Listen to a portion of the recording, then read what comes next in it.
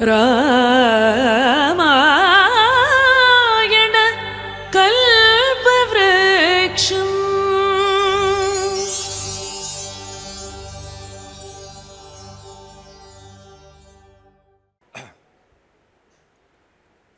So, we'll be talking of Ramayana and the concept of Adi and Ananta. Yes, this is the Adi Kavya, the oldest epic, and it is eternal. Now, right at the beginning, I'd like you to think about it. Why is it eternal? In the Valmiki Ramayan, which is the oldest Ramayan, Maharishi Valmiki has said, Yavat sthasyanti girayah saritascha mahitale tavat Ramayana katha lokeshu pracharishyati. Until the mountains and rivers exist on this earth, Ramayana, the story of Ram, will always be told. He said that, but think about it. How could he have been so confident? All those thousands of years back, he was composing the Ramayana, and to say that what I am composing now will always be told for all times to come. Why was he confident? What was it about the Ramayana that he knew this would be eternal? Now, for all questions related to the Ramayana, the reference text, the Praman, is the Valmiki Ramayan.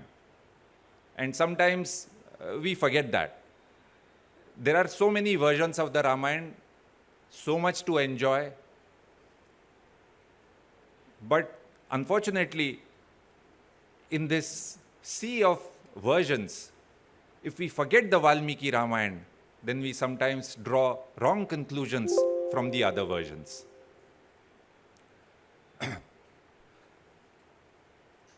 If you had asked me 10 years back, what is the story of the Ramayana?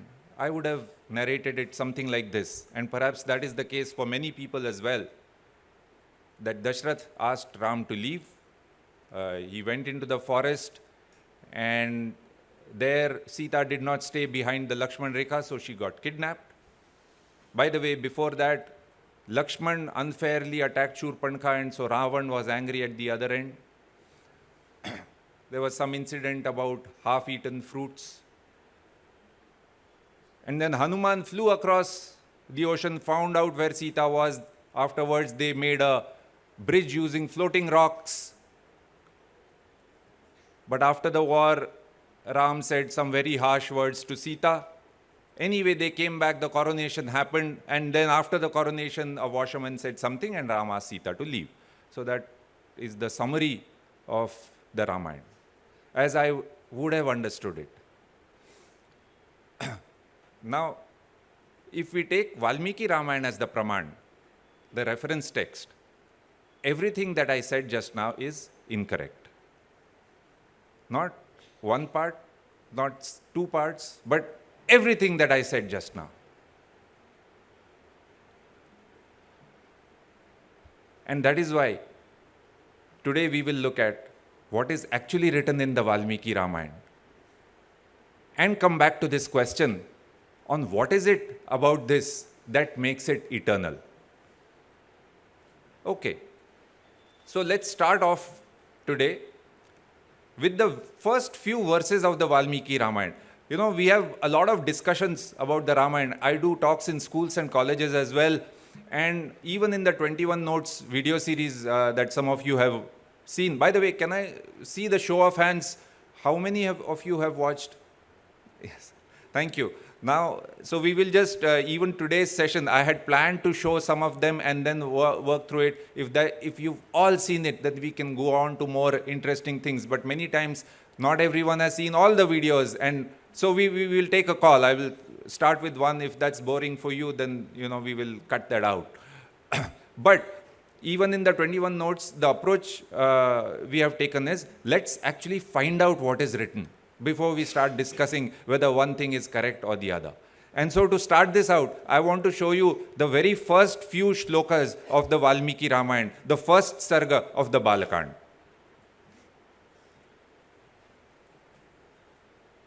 In the first verse, all it says is that Narad Muni and Maharshi Valmiki are talking, and then Maharshi Valmiki asks. So this is the second one. Can you move this a bit?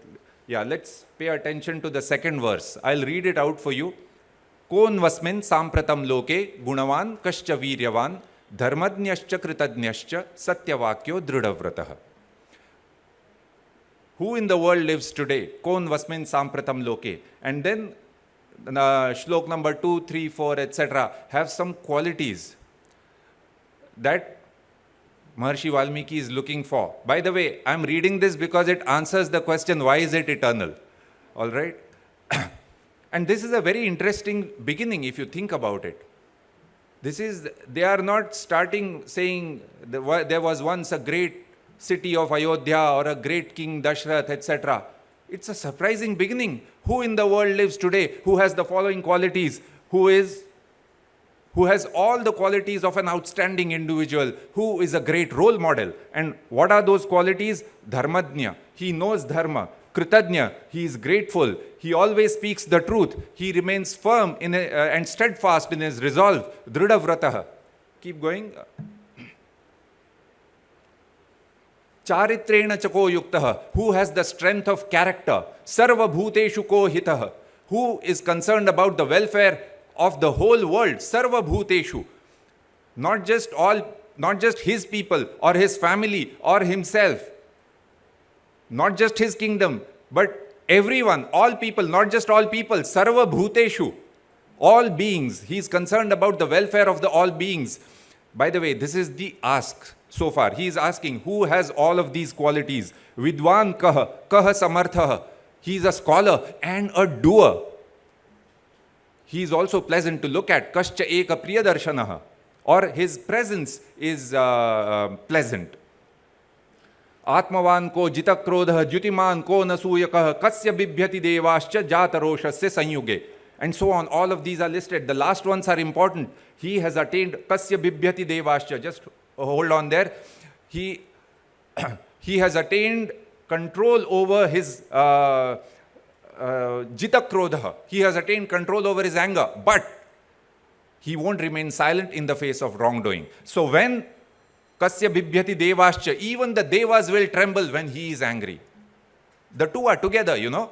He has attained control over his anger, but when he is angry, even the devas will fear. When will he get angry? He won't remain silent in the face of wrongdoing, right?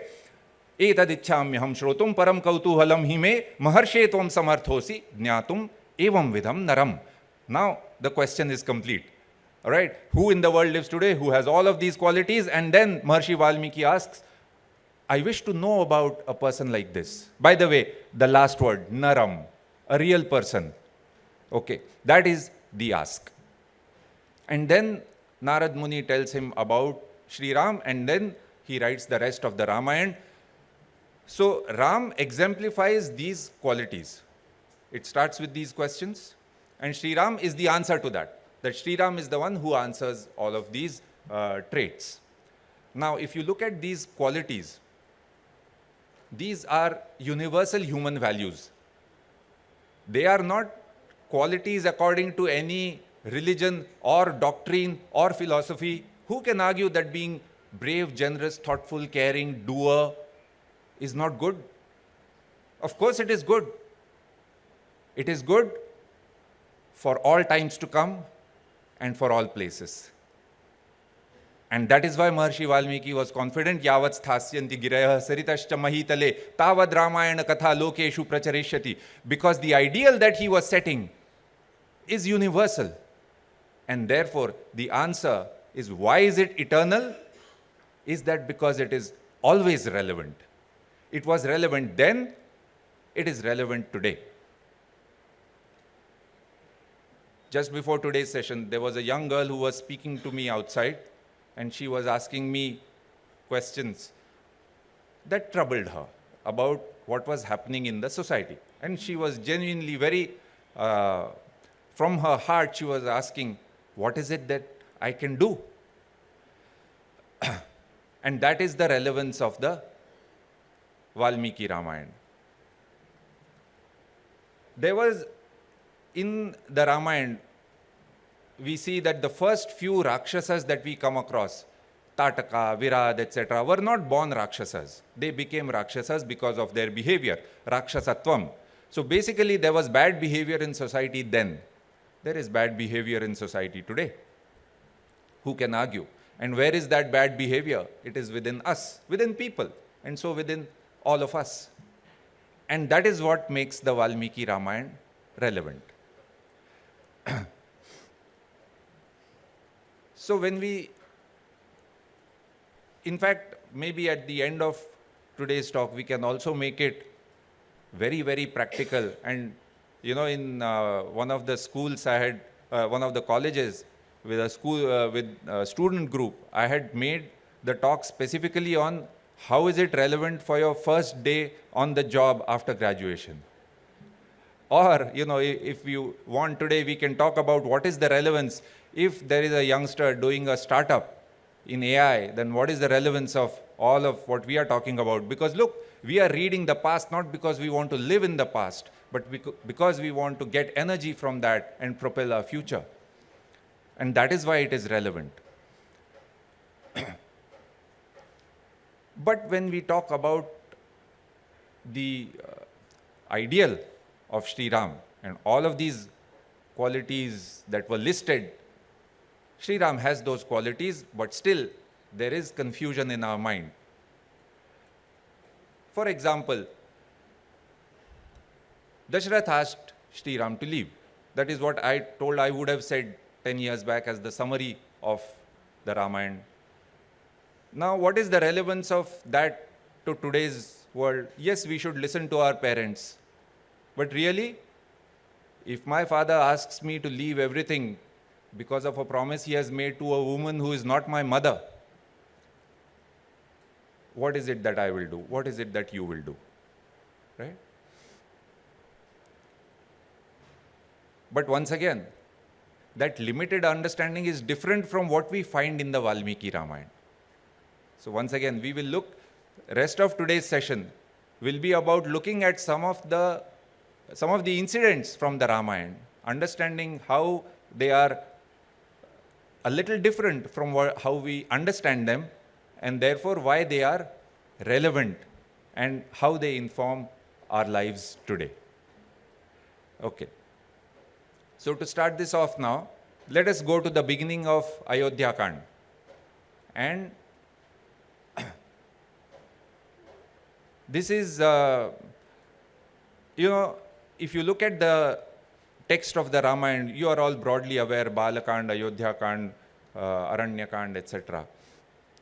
So the core of the story is really from the day the coronation didn't happen, was supposed to happen, but didn't happen, to the day the coronation actually happened.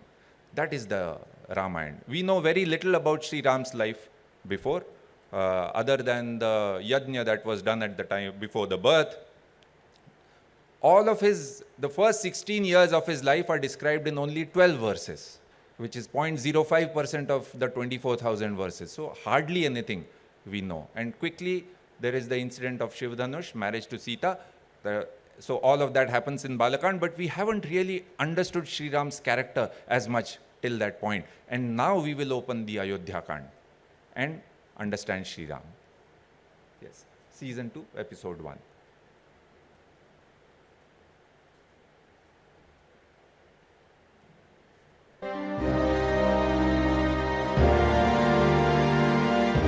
This is Valmiki Ramayan, Season 2, Episode 1, Succession Plan. Previously in the Balakand, Valmiki told us about Ayodhya, the greatest and the grandest city in the world, Dashrath's longing for an heir, and his yajna. We heard about Ram's birth, how Vishwamitra later mentored him during their travels, and finally Ram's exploits with the Shivdhanush and his marriage to Sita. Many moons passed. Age was beginning to catch up with Dashrath. He felt that the time had come to hand over the responsibility of the empire. For years I have been devoted to the welfare of the people. I am now weary and am finding it difficult to carry on this heavy burden of duty. Jeernasyasya sharirasya vishrantim abhirochaye. I feel this body has become old and needs some rest.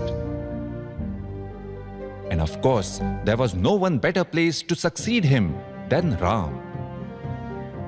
Why Ram? Ram had already demonstrated through his conduct as a prince that he was the most qualified candidate for this role in every respect. Valmiki says, "In archery there is no one who can match him. He is an expert in leading and commanding the troops. Yada vrajati sangramam na vijitya nivartate." Whenever he goes into battle, he never returns without defeating the enemy. He is a great warrior in every way. In fact, the greatest of them all. And though he is overwhelmingly mighty, he is never proud of his strength. On taxation and administration, ayakarmanyupayadnyas sandrashta vyayakarmavit. He knows the right means of generating revenue for the state and the right way of expending the resources. On people skills, in demeanor and speech, he is always pleasant, mridupurvam. He is ever grateful to those who have done a single good deed, but does not carry the grudge of even 100 offenses. He is highly adept at attracting and retaining the right individuals and in controlling or removing those who create problems. He is most persuasive in debates and discussions, taking people along and not demanding subservience. And with regards to what we call extracurricular activities, Vaiharikanam Shilpanam Vidnyata. He is an expert in the instruments used for entertainment and sport, and is proficient in music too. Ram is always righteous, true to his word, and free from envy. He possesses a sound character with forbearance, gentleness, and a sense of gratitude. He has attained control over his senses. In the first two sargas of the Ayodhya Kand, Valmiki has described in fascinating detail why Ram was the right choice to succeed Dashrath. It is also amazing that such an ancient poet analyzed his character in so many ways.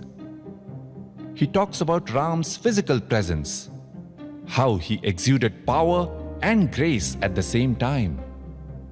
He also mentions some very interesting behavioral traits. For instance, Ram would go up to people and initiate a conversation and not rely on his stature and wait for them to come up to him. And from these lengthy descriptions, if we are to distill the essence of Ram, the Prince of Ayodhya, it is this. Everything that he did was driven by Praja Palana, welfare of the people, the well-being of all. For most people, self-interest comes first, then the interest of near and dear ones, and finally, if at all, the interest and well-being of society. We usually worry about rules and the right thing to do only to the extent we are forced to do so. For Ram, the priorities were inverted. His foremost commitment was to the people. His personal interest was simply absent from any of his decision-making. And he knew that society's long-term interest could only be secured through dharma, righteousness, and satya, truth. Now coming back to Dashrath's succession planning, while it was clear that Ram was the perfect candidate, it was not up to him to simply appoint Ram and thrust his decision on everyone. Dashrath had to consult all stakeholders who were going to be affected by the decision.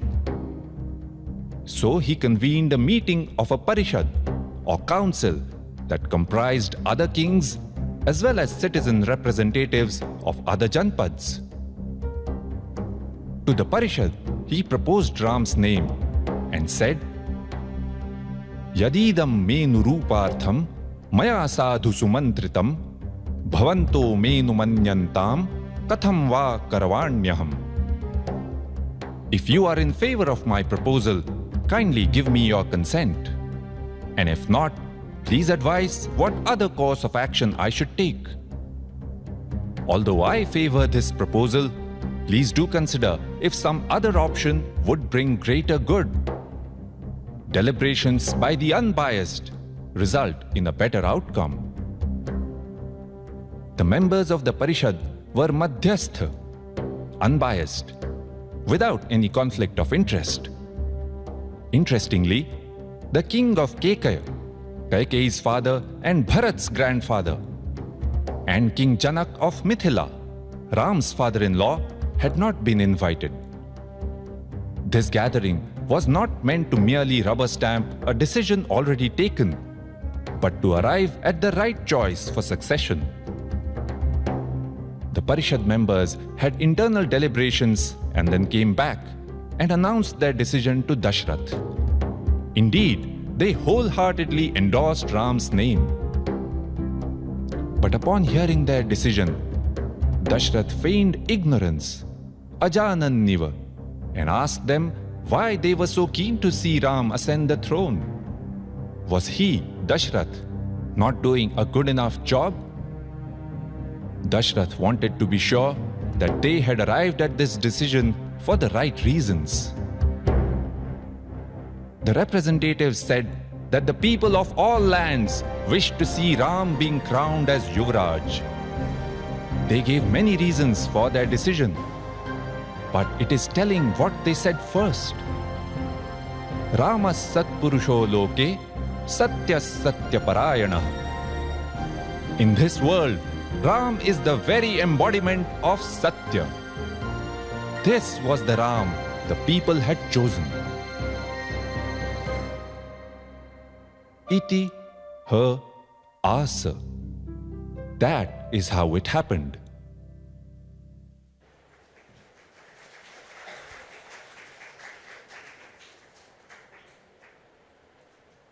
So we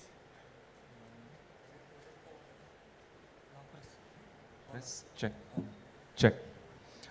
So we saw Ram's character, and the reason I wanted to replay this, even though some of you may have seen, is that there is no doubt that he was the rightful successor. And coming back to our original question, why is it eternal and why is it relevant? How many times has it happened in our lives where what we thought we rightfully deserved, we did not get it? It could be a promotion, it could be an admission in a college, or it could be, being in the cricket team or the play or what have you. We thought we deserved something, others thought so too, didn't work out that way. Now, of course, I'm not saying that there is all...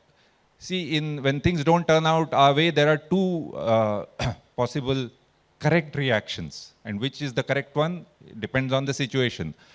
Even Ram, between acceptance and action, we know that afterwards Sita was abducted. He did not say, oh, this was her karma, she got abducted. Let me accept this, let me go back to Ayodhya and rule nicely. That is my karma. He didn't say it at that time. That was the time for action.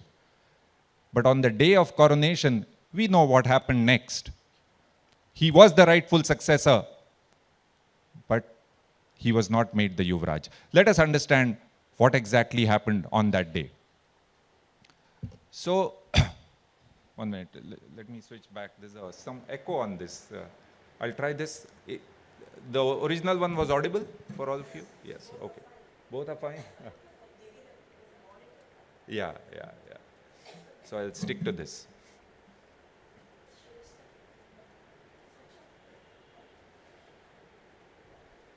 Ram was the rightful successor, and we know that Kaikeyi made her demands.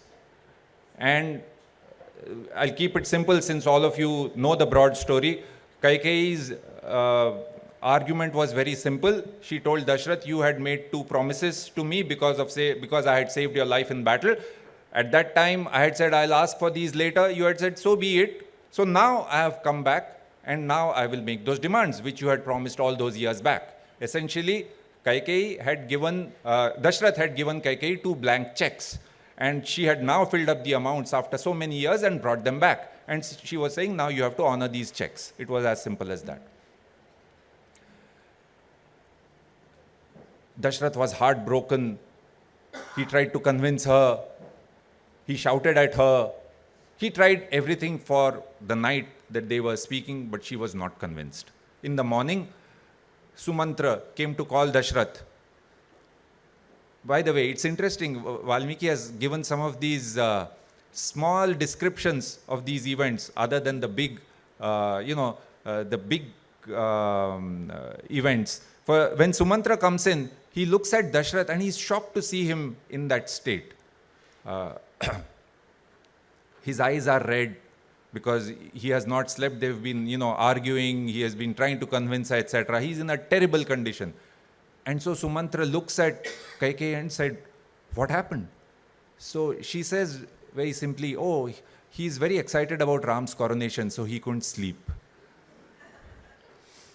Dashrath just said, get Ram. He was broken by then. So Sumantra went and called Ram. Now, this conversation, which I had originally understood and which perhaps many of us broadly understand it as saying Dashrath had asked Ram to leave, is incorrect, I said, because actually in this conversation, Dashrath does not say anything. In fact, afterwards he tells Ram, imprison me and take over the kingdom. But Dashrath is trapped by his own words. So when Ram comes, let us see his reaction. Ram comes, he touches their feet, and then Kaikeyi tells him about her demands. And like we had heard yesterday as well, Ram said, what was the need for all of this? So I will do it. So be it. Eva mastu. As simple as that. He was being asked to go into the forest for 14 years. His life had turned upside down. We are not talking of one promotion being rejected or, not things that crush us completely. This was a letdown like no other. He was going to be the Yuvraj of the greatest empire in the world. A rightful ruler, by the way, as we just saw. From that to having nothing at all, 14 years in exile. And what is his reaction? Eva mastu, so be it. I will go into the forest today itself. And Ram makes it very clear. Why? Radnyaha pratidnyam anupalayan. In order to uphold the king's promise. Dashrath had made a promise, had signed the checks. By the way, figuratively, he did not actually sign the checks, all right? Dashrath had made the promises, Kaikeyi had demanded, and Ram was saying, Radnyaha pratidnyam anupalayan. The king's promise must be upheld, because if the king's word is not, cannot be trusted upon, then whose word can be trusted? If the king's word cannot be trusted on at the time of the most important decision that any leader makes, they say that the most important decision any leader makes is the succession. At that time, if the king's word is not held true, then what is the value of the king's word?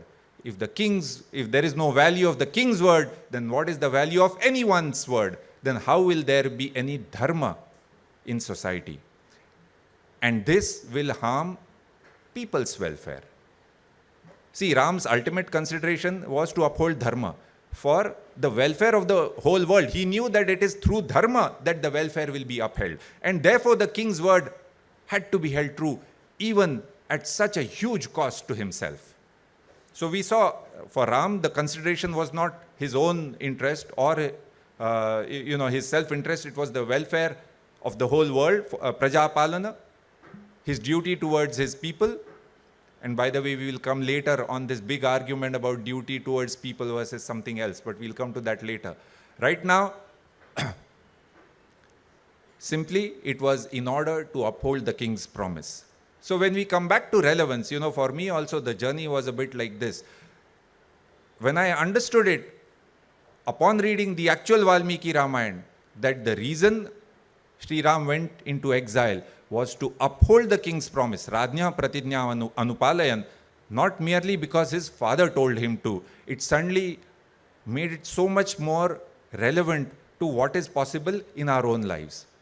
Just from saying you should listen to your parents, which of course is correct, which is a good thing, but this is at a very different level of thinking and application in our own lives, in every situation. Basically, can we choose the right thing to do even when the costs are high? That is the lesson. Yes, we should listen to our parents, but the other lesson is so much greater. And therefore, it is relevant at so many times in our lives. Can we choose the right thing to do even when the costs are high?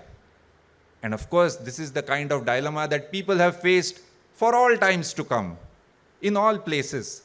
And therefore, the relevance of the Valmiki Ramayan until the mountains and rivers exist on this earth. So this was one incident. Then we know that Sri Ram told Sita about this. Sita's character also comes through in their first meeting. So if you're reading the Valmiki Ramayan in the Balakand, we don't know much about Sita. If you look at the dialogues, there is not much. Only towards the end, Maharishi Valmiki says that there was growing love and affection between Sri Ram and Sita as they settled down after their marriage in Ayodhya. So we know that much. It is only in Ayodhya Kand that we get to understand Sita. So Sita is waiting for Ram to come back. Remember, Sumantra had gone to call. Both of them had been ready for the coronation. They were waiting to be called for the coronation, but only Ram was called away. Sita doesn't know what has happened. And now, just like Ram, even her life is going to turn upside down when Ram comes and tells her what has happened. So let us understand a little bit about Sita. Season 2, episode 9.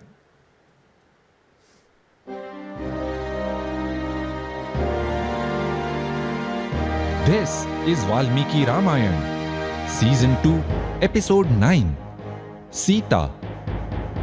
The terrible news of Ram's Vanvas had not yet reached Sita. For her, this was still a most joyful occasion, the day of Ram's coronation. She was eagerly waiting for him to come back after meeting Dashrath and Kaikeyi. When Ram got back, excited well-wishers still thronged his palace. He went past them with his head bent down a little. Kinchidavang mukha. One look, and Sita realized something was amiss. She started trembling upon seeing Ram distressed and anxious. Remember, Valmiki had said at the end of Balakand that Ram and Sita were so close that they could read each other's minds even when things were left unsaid. And upon seeing Sita, Ram too could not hold back his sorrow anymore. Sorrow and anxiety, not for what had happened to him, of course, but at what this meant for Sita. Sita saw that his face had turned pale and he was sweating. Vivarnavadanam prasvinnam. She asked, "What happened? Everything is ready for your coronation. Why are you like this?" And then Ram told her about Kaikeyi's demands to make Bharat the Yuvraj and to banish him, Ram, into the forest. He further told her that she ought to take care of Dashrath and Kausalya, and also Sumitra and Kaikeyi. He clarified that he felt no bitterness towards Kaikeyi and still thought of her as his mother. He also counseled Sita on how to deal practically with the fact that his younger brother, Bharat, would now be the king.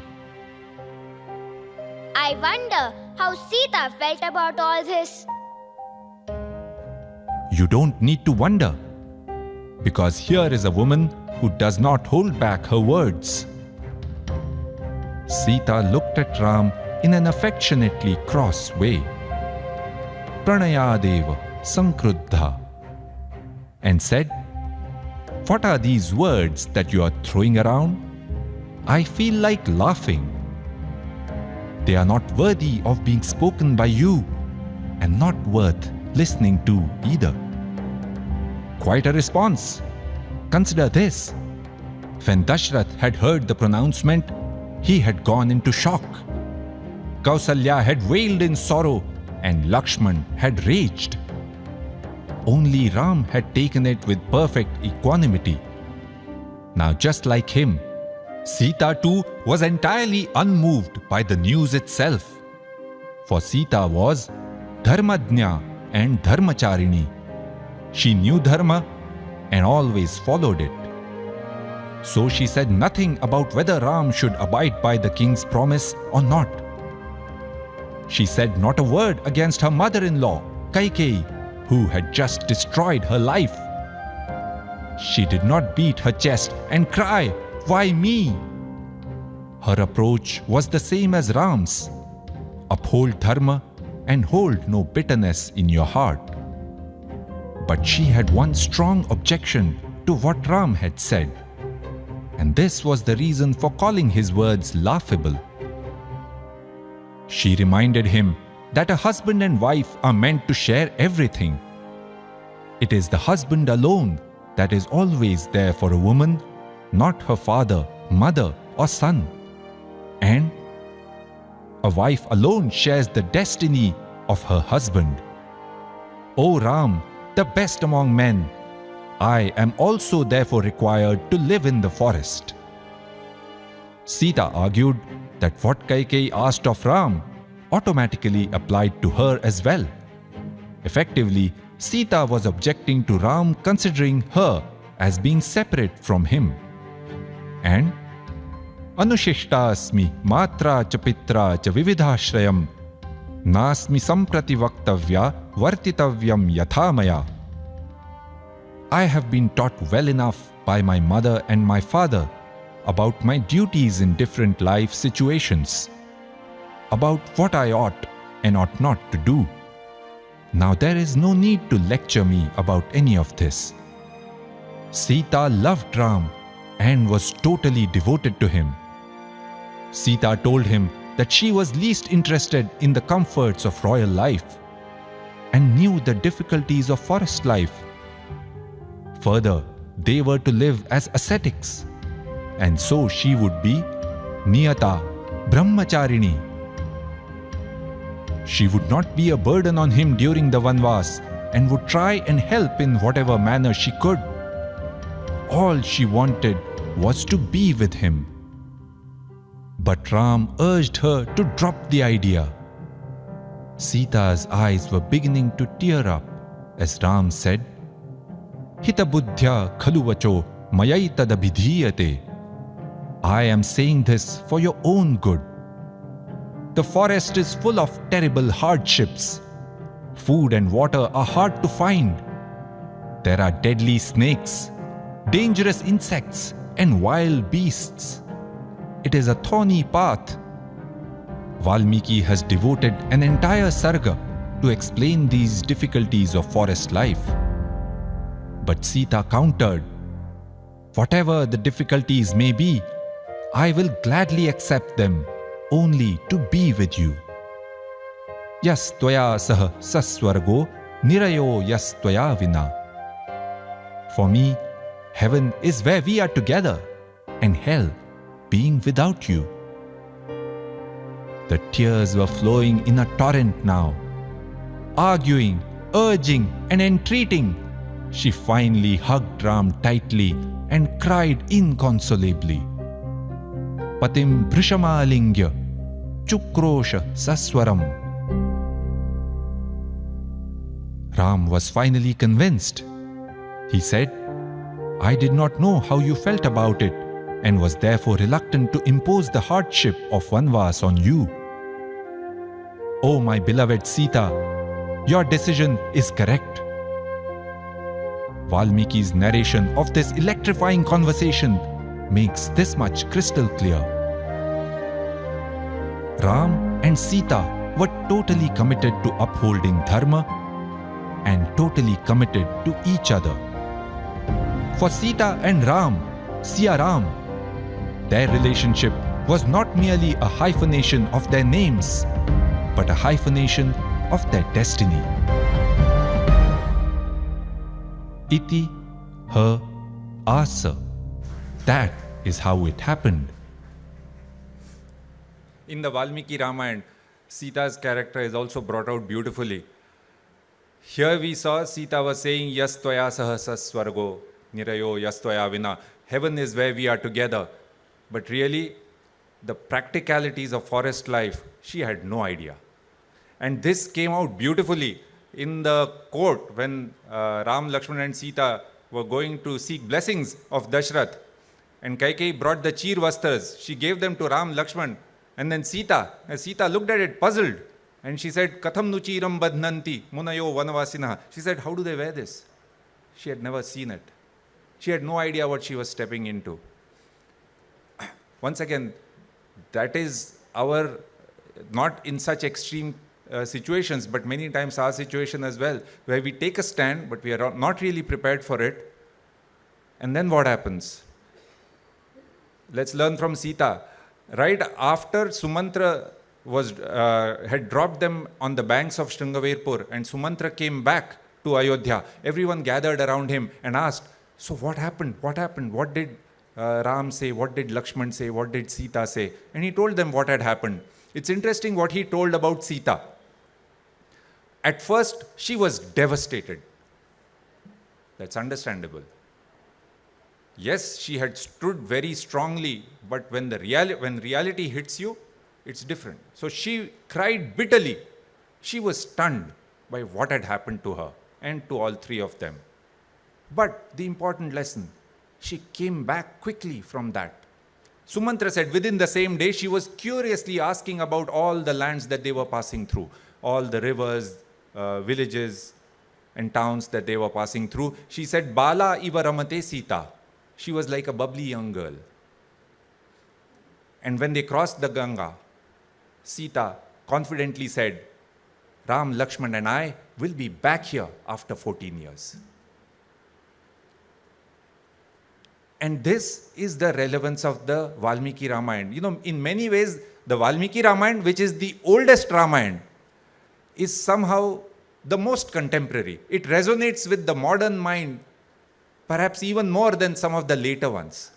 Because here the characters are such that we can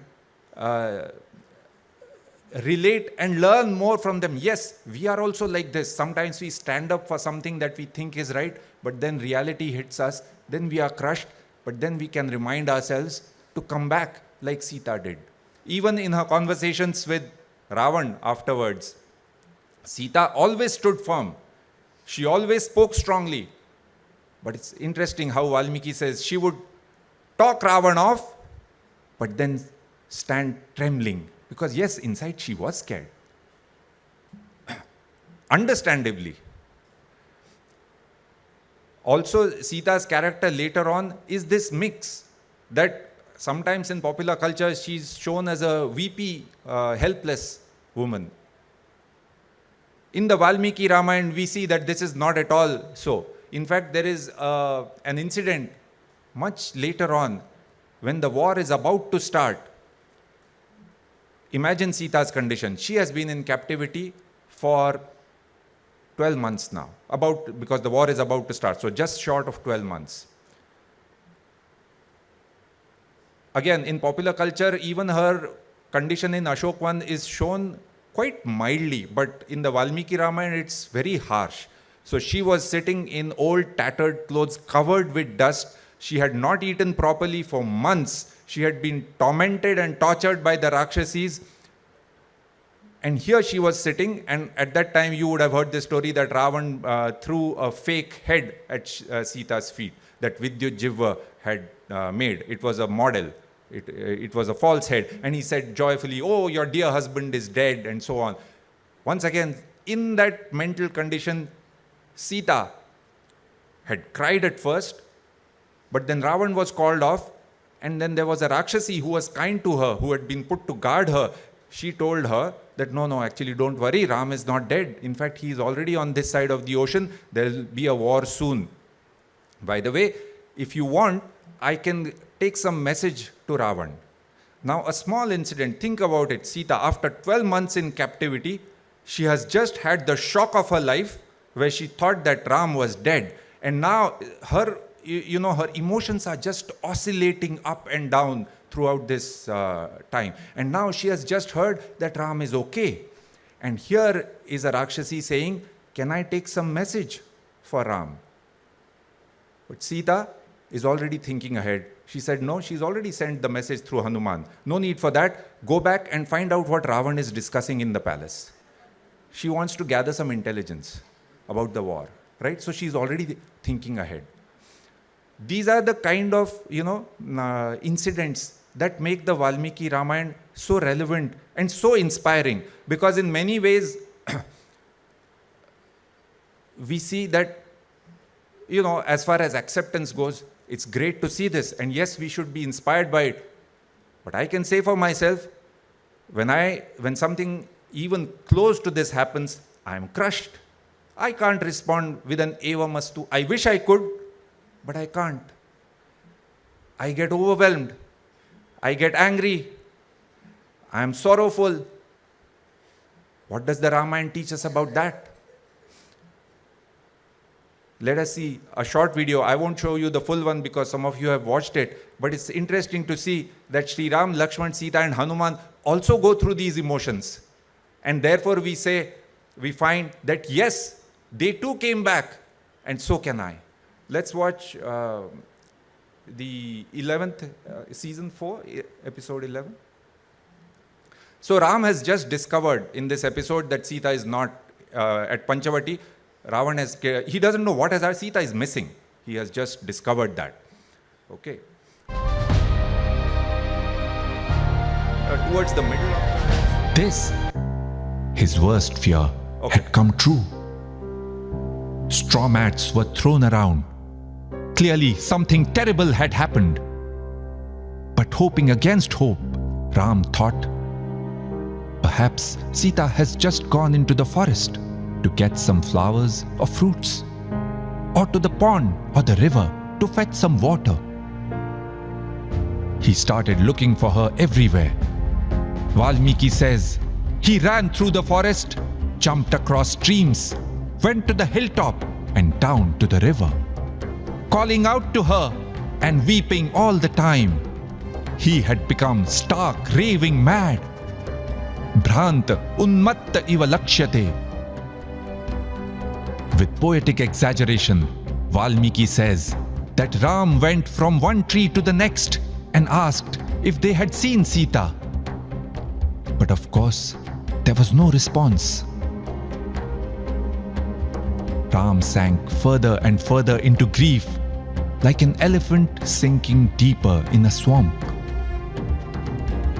Or could it be that this was all a game? Sita, if you are hiding behind a tree somewhere, enough of it. Now come out.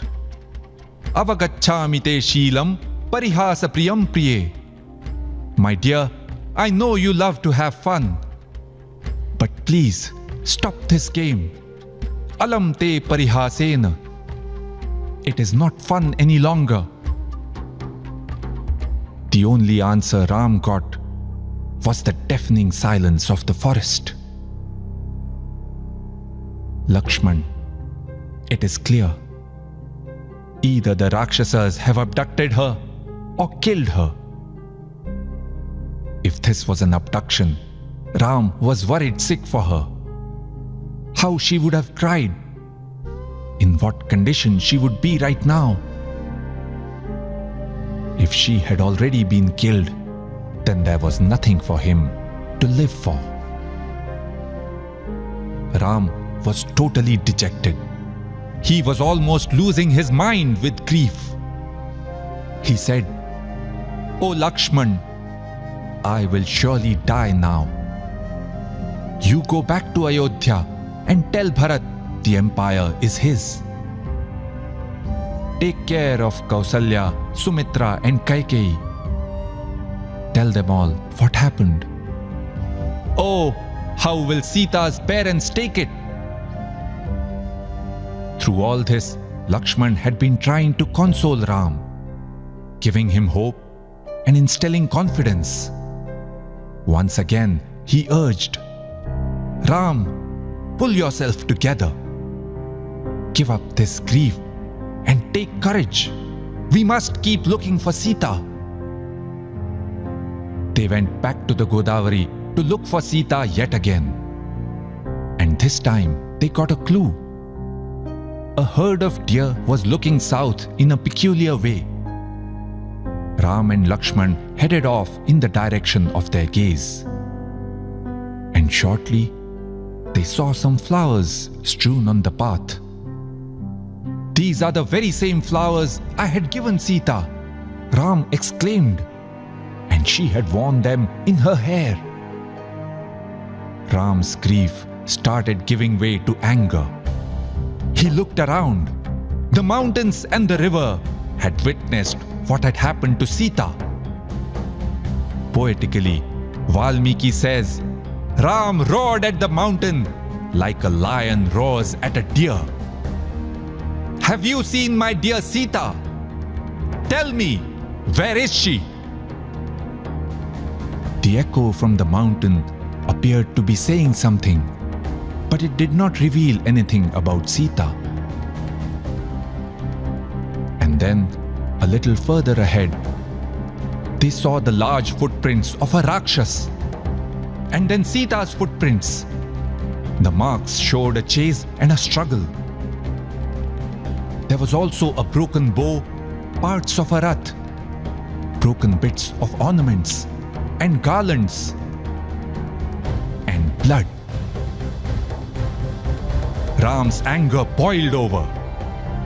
What have these Rakshasas done to Sita? I will never allow them to get away with it. I am known for my restraint and compassion, but some think that it is a weakness. No more. If Sita does not return safely, the world will witness my power. For Sita, I will kill every one of these Rakshasas. I will even destroy the gods if they don't hand back Sita to me. Ram's anger was like the fire that brings the end of the world, the end of time, Yugantagni. And he said, Tatha rupam hi vaidehim nadasyanti yadi priyam nashayami jagat sarvam trailokyam sacharacharam. If I do not get back my beloved Sita safe and well, I will destroy the three worlds and everything and everyone in them.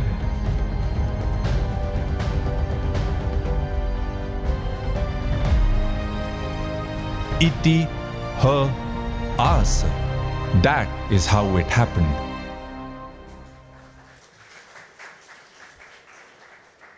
So this was Ram's anger. He won't remain silent in the face of wrongdoing, the trait that Maharishi Valmiki was looking for right at the beginning. During the Sundarkand, also we realized, and before that during the Kishkinda Kand, that Sri Ram, Hanuman and Sita, all of them go through the very depths of sorrow, of coming close to giving up. But they always come back. Of course, there's always somebody there to support them. Here, right after Sri Ram was in this condition, Lakshman brought him out of it. Afterwards, Sugriv brought him out of it, and so on. So the lesson, again, for us is, yes, it is okay to get overwhelmed at times, as long as we can channel our energies into purposeful action. And that is why we read the Ramayana. We want to read about the past so that it propels our future, not because we want to live in the past.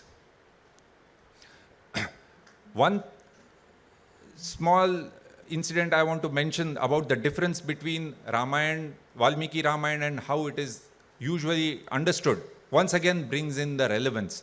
So the Setu that was built across the ocean, by the way, in the Valmiki Ramayan, it is called Nala Setu, not Rama Setu, named after the chief engineer. And what did the chief engineer do? Basically, this was an embankment. So they filled up the low-lying parts of the sea with rocks, tree trunks, mud, etc. to walk across. It was as simple as that. Well, the idea was simple, but the scale of this was staggering. Because think about it, you are standing at the seashore, somewhere far beyond the horizon, 100 yojanas. We don't know the exact conversion of that into miles, but Ayodhya was 12 yojanas long. So this was, more than 8 times the length of Ayodhya. So a very long distance, far out into the horizon. You have to go. There is an island there. And what's the idea? To fill up the sea and walk across. Okay. The idea is simple, but the scale is staggering.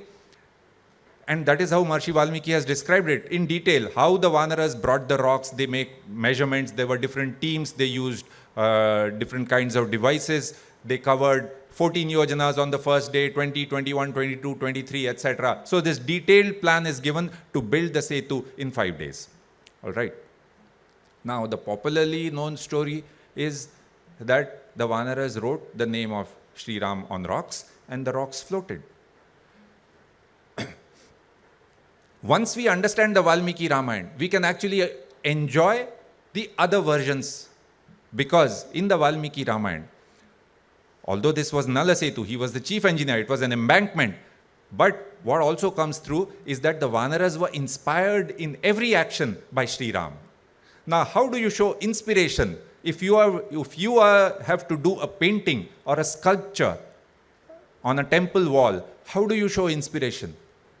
That's a beautiful way that they wrote Ram's name and the rocks are floating, right? So show a rock with Ram written on it and it is floating. It's a great way to depict that the Vanaras were inspired by this. Another example, you may have heard the story of Angad expanding his tail and then sitting on top of it, right? In the Valmiki Ramayan, it is not written like that. So when Angad went to meet Ravan before the war, it was a peace, the last offer for peace. And Angad went to meet Ravan. Ravan is sitting in his court, the all-powerful king of the Rakshasas, sitting on his mighty throne. And this young boy, maybe a teenager, 16, 17 years old, he goes in and he speaks to him. He says, "My name is Angad. I'm Wali's son, Ram's envoy. You may have heard about me." Huh? He speaks to him with such confidence. And then he says, "I have a message for you. You vile Rakshas, you were so brave when you kidnapped Sita while I was away. Now is the time to come and show your bravery once again, but this time on the battlefield. But make sure before you come out, you make preparations for your last rites." This is a young boy of 16 or 17 years old talking to the all-powerful king of the Rakshasas in his court. Once again, if you have to show this in a sculpture or a painting, how do you show confidence? Beautiful way. That he expanded his tail, sat on top of it, spoke to Ravan as an equal. So once you understand the Valmiki Ramayan, you can actually enjoy the other versions. You don't have to say, no, that is wrong. He did not expand his tail. I know the right version. No, that's a beautiful way to show that. I'm coming close to the end of my time. I will stick to about an hour, but before I close, maybe some 1 or 2 questions. But before that, let us tie all this back to relevance. Why is it Ananta? Because it is relevant. How is it relevant? Let's take a practical example. 2 young boys are starting off a startup in AI, right? Now, should they do something that everybody else has done, or something which is bold and has never been done before? Well, you'd say bold and has never been done before. Like the Setu. Who had built a Setu across the ocean? Why I'm saying that is, today, whether you're a sports person, you want to be a cricketer, many children will say, I want to be like Virat Kohli or somebody else. You want to be a footballer like Messi. You want to be an entrepreneur like Elon Musk or Steve Jobs, right? So there are always role models for us. Who is the role model for good behavior? That is the relevance of the Ramayana. So even here, do you want to set a bold target or something that everybody else has done? A bold target, like building the Setu. Would you rather that your partner stayed true to his words, or you never knew whether what he was saying was correct or not? Well, of course he should stay true to his word. Well, so should you. Once again, remain true to your word, satya, right? All the qualities that we looked at right in the beginning are relevant here. And then perhaps for many startups, the goal is that there is an offer to buy out for a lot of money. Let's say that happens, but it happens to only one person. There is a large company that offers one of the partners a lot of money to buy him out, but only he can join the larger company. The other partner gets nothing. Let's assume that all of this is exactly legal. There is nothing illegal in this. Now, will that young boy do the right thing even when the costs are high? That is the relevance of the Ramayana. And therefore, coming back to the shlok that I had said in the beginning, Maharishi Valmiki had put it in the Ramayana itself. Yavat sthasyanti girayah saritascha mahitale tavad Ramayana katha lokeshu pracharishyati. It plays a role in your lives, in my lives today. It has always been relevant. And so, let us always keep Ram in our hearts. Let us be inspired by him. And let us always be the best that we can be. Jai Shri Ram. Rama